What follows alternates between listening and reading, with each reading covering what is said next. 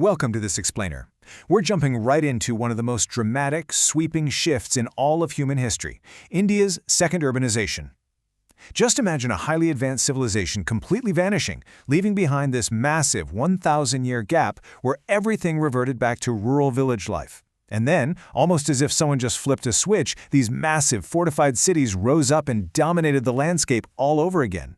It's a fascinating puzzle, so let's explore exactly how this incredible rebirth happened.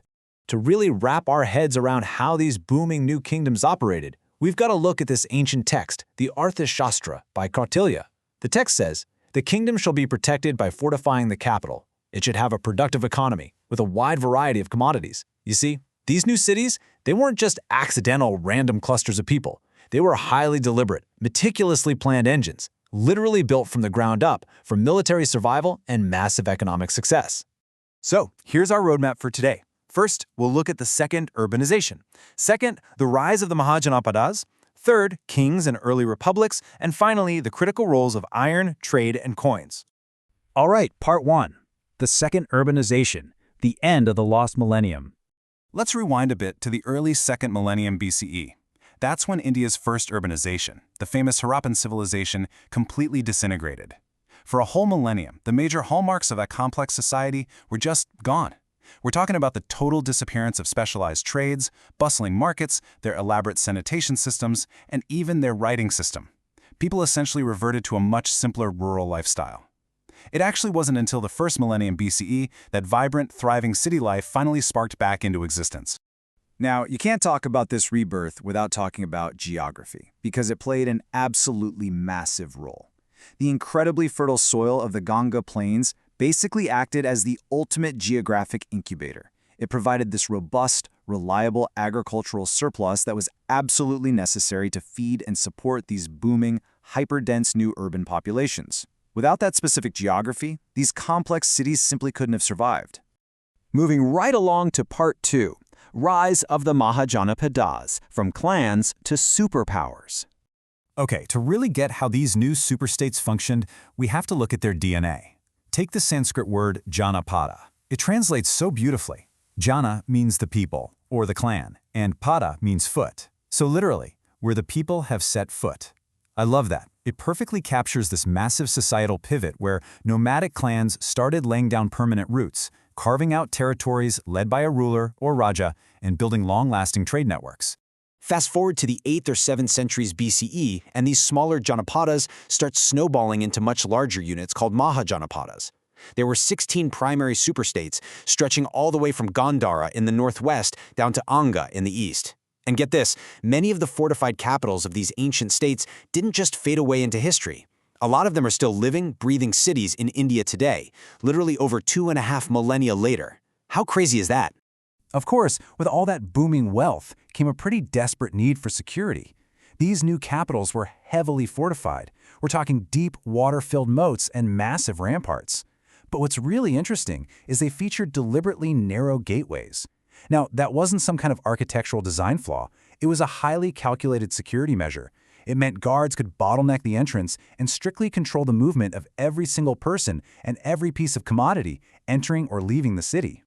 Part 3. Kings and Early Republics, the birth of ancient governance. What's really fascinating is that these states were not all run the same way. Not at all. In strict monarchies like Magadha and Kosala, the Raja was the ultimate, hereditary authority. They collected the taxes and maintained standing armies. But then you have states like Vaji and Malla that operated as Ganas or Sanghas. Scholars actually consider these to be early republics. In these states, an assembly or council held the real power. They debated matters, voted on decisions, and astonishingly, they could even vote to select or remove the Raja. It's literally one of the earliest democratic systems in the world. And our final section, part 4, iron, trade, and coins, the fuel for urban explosion.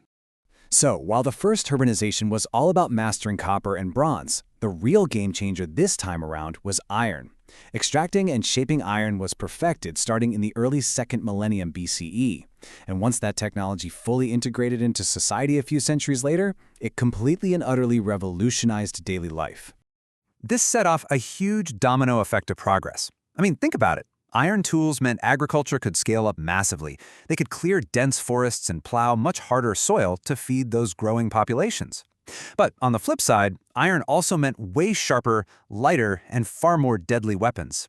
That directly intensified the warfare between the Mahajanapadas, and those brutal military campaigns ultimately paved the way for the rise of massive empires.